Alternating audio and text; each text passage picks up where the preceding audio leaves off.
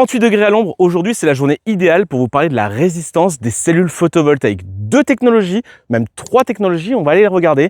Ici vous avez la technologie back contact, donc ça vous avez pu le voir, je vous ai fait beaucoup de tests, je vous laisserai les liens en description pour pouvoir rattraper tout ça. Sur cette technologie de back contact, eh bien, on a un Aiko 2S Plus 500 watts crête. Juste à côté, vous avez une technologie, le Hyundai 500 watts crête en HJT. Aujourd'hui, c'est ces 2 technologies qui se battent sur le marché. Vous avez pu le voir sur ma vidéo d'Intersolar, où on a pu voir qu'on a parlé de 2 technologies essentiellement, back contact HJT, HJT, back contact. On a parlé essentiellement de ça. Moi, ce que je veux, et ce que je vous ai déjà dit au printemps, quand j'ai fait ces tests, souvenez-vous, sur ces panneaux photovoltaïques, j'avais fait le test de la cellule, de l'ombrage de la cellule. La particularité des technologies back contact, c'est d'esquiver totalement la cellule qui est ombragée. Ce qui nous permet d'avoir, en réalité, une petite ombre, par exemple une grosse salissure ou autre, et continuer avec des performances exemplaires. Le HJT n'est pas prévu pour ça, malheureusement la diode bypass se met en fonctionnement et en l'occurrence on perd beaucoup en production. Mais des fois on n'a pas le choix, on a un petit peu d'ombrage d'un arbre ou autre et pour ça la technologie back contact remporte le marché. Alors ce n'est pas terminé puisque du coup on avait aussi l'avantage de cette technologie, la technologie HJT, c'est de pouvoir fonctionner à grosse chaleur. Pendant les périodes de haute chaleur, et bien du coup cette cellule est plus résistante. Mais la technologie back contact arrivant après a pu nous prouver aussi qu'elle a une forte résistance en termes de chaleur. Comme vous pouvez le voir d'ailleurs dans mon jardin, donc ici j'ai les anciennes technologies en monocristallin qui fonctionnent très bien, hein. Cela dit ça va très bien. Hein. Mais j'ai aussi cette différence, c'est que j'ai ces panneaux Aiko 3S Plus et je les ai mis dans mon jardin pour éviter justement l'ombrage, hein, puisqu'en période hivernale, vous pouvez avoir une toute petite bande d'ombre qui peut arriver pendant 15-20 jours durant la période hivernale s'il y a du soleil. Dans ma région, malheureusement, en Eure-et-Loire, on n'a pas beaucoup de soleil. Mais au moins là, on va pouvoir attaquer ce problème de soleil, c'est-à-dire ce problème de bande. Ça se passera très bien. En tout cas, on le verra. Croyez-moi, on fera un suivi là-dessus. Mais il y a aussi autre chose, c'est qu'en basse luminosité, ces panneaux back contact fonctionnent beaucoup mieux. Et oui, souvenez-vous, je vous l'ai dit dans mon ancienne vidéo, eh bien, on a aucun contact à l'avant, donc pas d'effet d'ombrage. Ça, c'est très important. Alors, c'est pas tout, puisque là, nous, ce qu'on va tester aujourd'hui, c'est vraiment la chaleur. Et vous le savez, il y a aussi des mecs qui sont là, les 500 watts crête que j'ai juste à côté, en cellule type N classique, qui fonctionnent bien, qui sont bon marché. Mais nous, ce qu'on va aller voir justement, même si le tracker est directement face au soleil, c'est d'aller voir la différence de production. Forcément, eux, normalement, dans la base, ils doivent mieux produire. Hein. J'ai pas regardé encore les stats, on verra. Mais celui-ci, comme vous regardez au niveau de l'inclinaison, eh bien, c'est pas au top, puisque le soleil est bien haut. Et là, on voit qu'ils ont plutôt une inclinaison hivernale. Je peux pas faire autrement.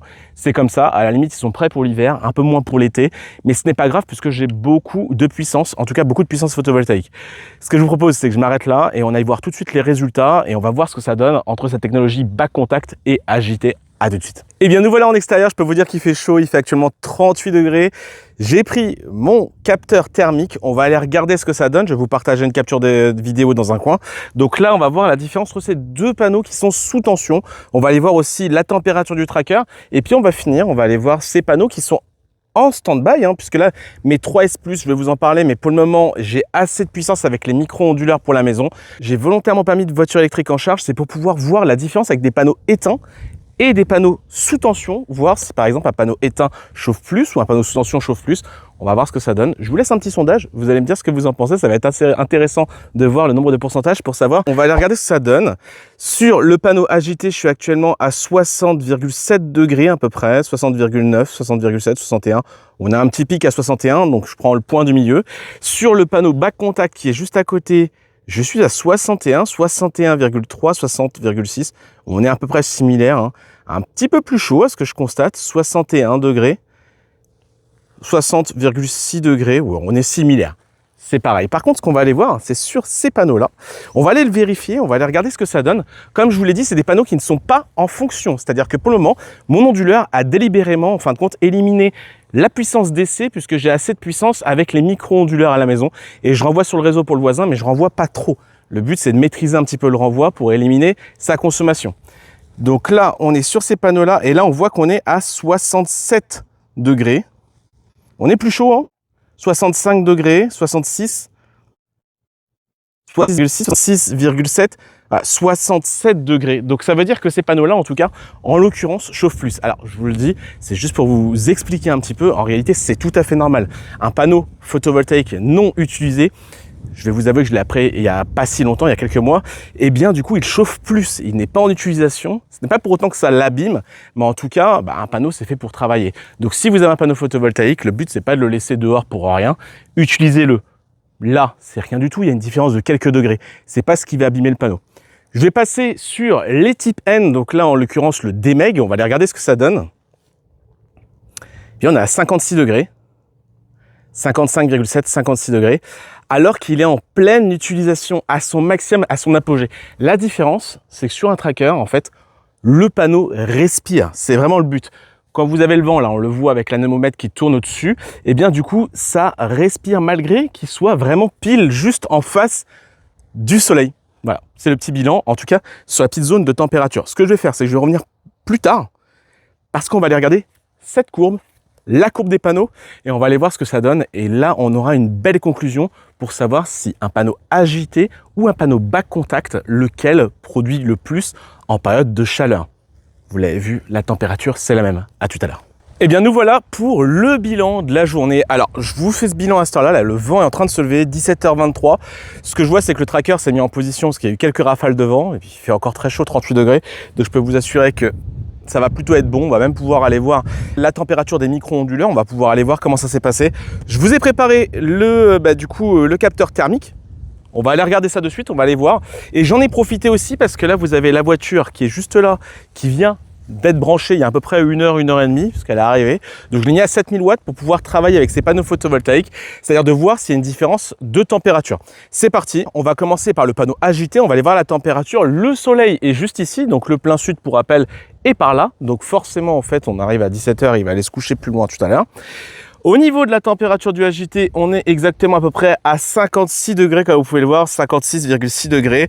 En plus, le vent s'est levé, donc du coup, forcément, eh bien, on a moins de température, ce qui paraît logique. Au niveau du back contact, on est à 57 degrés, donc on voit quand même qu'il y a une petite différence. Le back contact est toujours un petit peu plus chaud, mais ça, vous allez le voir que c'est pas pour autant qu'il produit moins. On va aller voir de suite les Aiko, les 3S+ pour rappel, et là, ils sont en fonctionnement, pour voir la différence par rapport à tout à l'heure.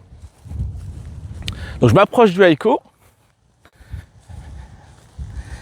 Là, ici, ça change tout. On est à 50 degrés. Donc là, on n'a aucune différence entre ces panneaux-là et les panneaux qui sont juste à côté. Donc 50,2 degrés, vous avez vu. Donc ça veut dire qu'effectivement, ça confirme la règle des panneaux photovoltaïques en fonctionnement. En réalité, chauffe moins que des panneaux photovoltaïques qui sont en attente. On va commencer déjà par l'essentiel de la vidéo. On va voir la différence entre le agité et le back contact. Donc pour ça, je me mets sur mon micro-onduleur, donc le DI qui est juste derrière. On le voit tout de suite, là vous le voyez, on a une courbe bleue qui est plus haute que la courbe rouge. Et oui, la courbe bleue, c'est le back contact. On va aller voir ce que ça donne au détail. Donc là, on voit 429 watts pour le back contact, on voit 403,20 watts pour le agité. Donc on a quand même une différence d'à peu près 20 watts. Alors, c'est pas qu'on peut pas avoir la puissance watt crête au maximum, mais vous voyez bien que l'inclinaison, elle est comme ça, l'inclinaison, et le soleil est bien plus haut. Donc il aurait fallu que les panneaux soient comme ça.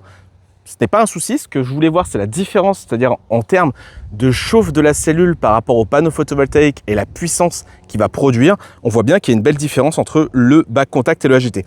Je vous le rappelle que le agité n'est pas un panneau bas de gamme. Le agité est un panneau qui résiste à la chaleur. Mais là, on le voit, le back contact gagne le match. Voilà. C'est pour ça que d'ailleurs qu'ils sont dans mon jardin. Et il n'y a pas que ça, il y a plein d'autres avantages, comme je vous l'ai dit. Je vous répète, les liens seront en description et vous allez voir ce qui donne l'avantage au back contact. Voilà. Si vous voulez en savoir plus, en description. Donc là, on continue. 426 watts, on voit 400 watts dans la journée. À chaque fois, il a été plus haut. Alors ici, comme ça, je vais vous expliquer. On voit que le agité est meilleur que le back contact. Tout simplement, regardez. En fait, à partir du moment où le soleil a commencé à taper, il est sorti, il a commencé à taper là. Ici, vous avez une caméra. La caméra, ici, vous avez un angle d'ombrage qui ne dure pas longtemps dans la journée, mais vraiment pas longtemps. Et donc, du coup, on le voit. D'ailleurs, vous voyez le petit croisement.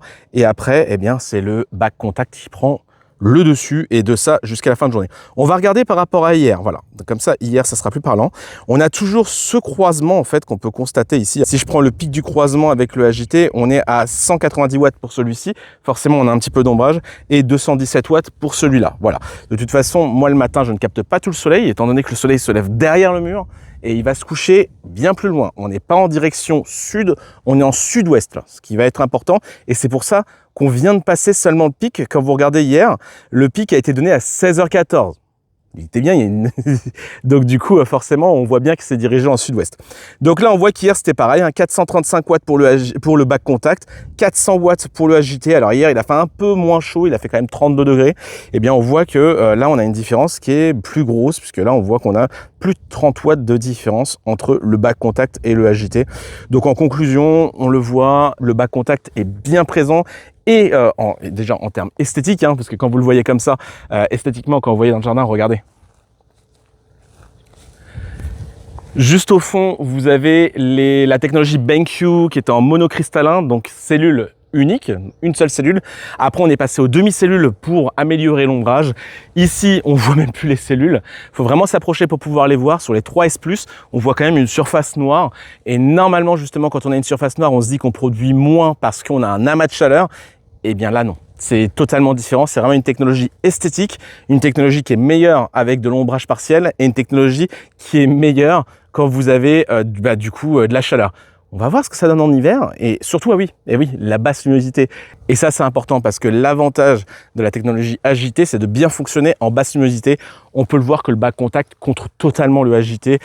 Toujours pareil, lien en description. Alors maintenant, ce que je vous propose, c'est qu'on regarde un petit peu au niveau du tracker. Et oui, le tracker, il y a des mecs qui sont derrière. On va aller voir justement la production de ces panneaux photovoltaïques. Même si là, il est en position vent. D'ailleurs, il va peut-être se remettre correctement dans pas trop longtemps, là, parce que le vent s'est calmé. Voilà, donc on le constate, l'avantage du tracker, c'est qu'arrivé, on était déjà à 8h13, on produisait déjà 289 watts pour un panneau et 265 watts pour l'autre.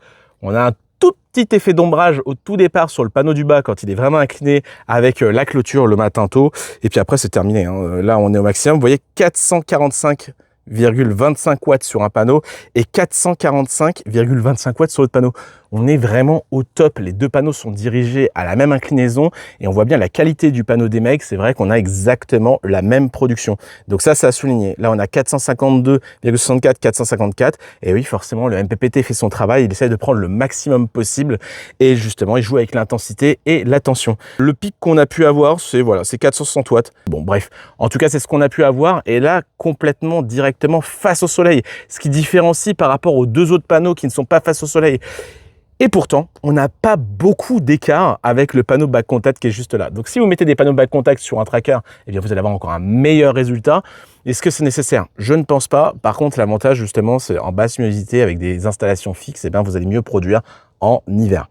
Là, après, on a eu un petit nuage qui est arrivé, donc forcément, on a une petite descente à 370 watts. Et puis là, écoutez, il y a 5 minutes, là, hop, le tracker a décidé qu'il devait se mettre comme ça pour sécuriser l'installation et éviter d'avoir trop de vent et justement l'endommager. Il me reste encore une chose à vous montrer, c'est la température des micro-onduleurs. Alors pour ce qui est l'onduleur dans le garage, on m'a demandé justement de faire une vidéo sur mon Deyer en onduleur hybride pour voir s'il souffre pas trop. Il souffre pas trop parce que j'ai la climatisation qui est juste derrière. Donc en réalité, le Deyer est à la fraîche, en tout cas sur l'onduleur hybride. Et en plus de ça, il y a une particularité, c'est que tous les micro-onduleurs sont dehors, donc la chaleur est dehors. Et tout le reste à l'intérieur, là pour l'instant, l'onduleur, il est juste en stand-by. Il est tranquille, juste derrière. Par contre, au niveau des micro-onduleurs justement, qui sont en extérieur, je vais vous montrer la température du micro-onduleur qui peut le plus souffrir, celui qui est sur le tracker. Parce que de 9h du matin, jusqu'à généralement tous les soirs, vous voyez, hein, vous allez le voir, eh bien on a la puissance maximale. Donc on va prendre la journée d'hier puisque là il est déjà en train de descendre comme vous le voyez, étant donné que forcément les panneaux sont à plat. On regarde hier, donc là hier on a eu une petite zone de nuages, on va aller sélectionner la température. Et voici donc la température. Donc ce qu'on peut voir sur le tracker en pleine courbe toute la journée. Il a travaillé, il est monté jusqu'à 62 degrés. Hier, on a eu chaud, on est monté jusqu'à 36 degrés dans la journée, mais aujourd'hui, c'est la journée la plus chaude de la semaine. Et là, ce qu'on peut voir, c'est qu'on était à 62 degrés. Il n'a absolument pas écrété, vous le voyez. Il a continué à produire, il n'a pas... Ah, on a le tracker qui va se remettre en route juste derrière. Il n'a pas failli, il a continué jusqu'au bout. Donc ça, c'est quand même très positif et c'est pour ça que j'aime bien ces micro-onduleurs Deyer. Alors après, celui-ci, par exemple, il est à l'ombre, il est en pleine ouverture et il est tranquille, en fin de compte, en fonctionnement. Là, on est sur le micro-onduleur qui est juste derrière. Donc on voit qu'aujourd'hui, eh bien, on est à 427 watts. Voilà, on est monté, bon bref, je vous refais pas. Par contre, on était à 58,70 degrés, 59 degrés pour aujourd'hui. La journée d'hier, qui était un peu plus, on va dire, un peu plus courbée, puisque là, on n'a eu aucun ombrage, il ne s'est rien passé. 36 degrés pour rappel. On est quand même monté à une température de 60 68 degrés. 68 degrés, bah pourquoi? Parce que là, on a un effet de serre juste derrière. Le micro-onduleur est juste derrière. Pas beaucoup de respiration, pas beaucoup de vent hier. Donc forcément, eh bien, plus de température. Et comme vous pouvez le constater, aucun écrêtement en vue. Donc ces micro-onduleurs d'œillet, moi je les aime beaucoup parce qu'en fin de compte le seuil de sécurité est bien plus haut. Et vu les températures qu'on a actuellement, autant vous dire qu'on n'aura jamais de problème d'écrêtage particulier. Il faut laisser quand même un petit peu circuler l'air. En tout cas voilà, cette petite vidéo elle était importante parce qu'on me l'a demandé, parce qu'actuellement en fin de compte je vous ai fait un petit sondage sur YouTube. Alors c'est un sondage volontaire, je voulais savoir parce qu'il y avait Anker Solix qui m'a contacté pour la SolarBank Max AC 7 kWh. Je vous invite à aller voir mon post YouTube. Je vous propose maintenant, et de temps en temps je vais vous proposer sans doute des sondages pour voir les tests que je vais faire après. Bon bah voilà, actuellement on a 45% de personnes qui ne veulent pas ce test là, voilà, qui veulent que je passe au suivant. Alors je vous avoue que si je vous ai demandé, c'est que j'ai beaucoup de tests à faire. Mais je trouvais ça intéressant justement d'avoir cet écran, d'avoir cette espèce de résilience qui peut être donnée. Je n'ai jamais testé de produit Anker. Et ce que je constate, c'est qu'en réalité, on a quand même 55% des gens qui veulent que je fasse ce test. Donc on est quand même à 110 votes. Donc je laisse un petit peu tourner. Je vais voir ce que ça donne. Mais je pense que ça peut peut-être être utile parce que j'ai été frustré, moi, de ces tests que j'ai vus sur Internet. Ça manquait un petit peu de tests. Et vous le savez que moi, je suis passionné. J'aime regarder les vidéos, je sais que vous aussi vous me regardez et j'aime les vrais tests, donc pourquoi pas, à voir en tout cas. Je sais que là ils attendent une réponse de ma part en Anker Solix et je vais leur donner une fois que je serai certain de ce qu'on va faire comme test pour la communauté. Voilà, donc merci à tous d'avoir regardé la vidéo. J'en finis juste pour vous dire pourquoi les bas contacts. Les bas contacts certes sont plus chers, mais souvenez-vous, il y a 2 ans, les panneaux étaient bien plus chers. Donc ça peut être extrêmement utile d'avoir un panneau de qualité. Je vous le rappelle quand même, ces panneaux qui sont dans mon jardin sont garantis 30 ans de production, 30 ans de performance. Ça veut dire qu'ils savent ce qu'ils font. On est vraiment sur du haut de gamme et esthétiquement, je pense qu'il n'y a rien à dire. Vous le voyez bien, comparé à ces panneaux qui sont là, ces panneaux-là, esthétiquement, sont au top. On va voir en tout cas si on arrive à me séduire avec d'autres technologies. Je ne m'arrêterai pas là, je vais faire d'autres tests. En tout cas, là, pour aujourd'hui, c'est fini. Vous l'avez vu, pour le moment, encore une fois de plus, gagnant du match. Il nous manquera la petite épreuve de l'hiver, des journées vraiment maussades avec plein de pluie pour voir ce que ça donne. À mon avis, on ne va pas être déçus. Allez, à très vite pour une nouvelle vidéo.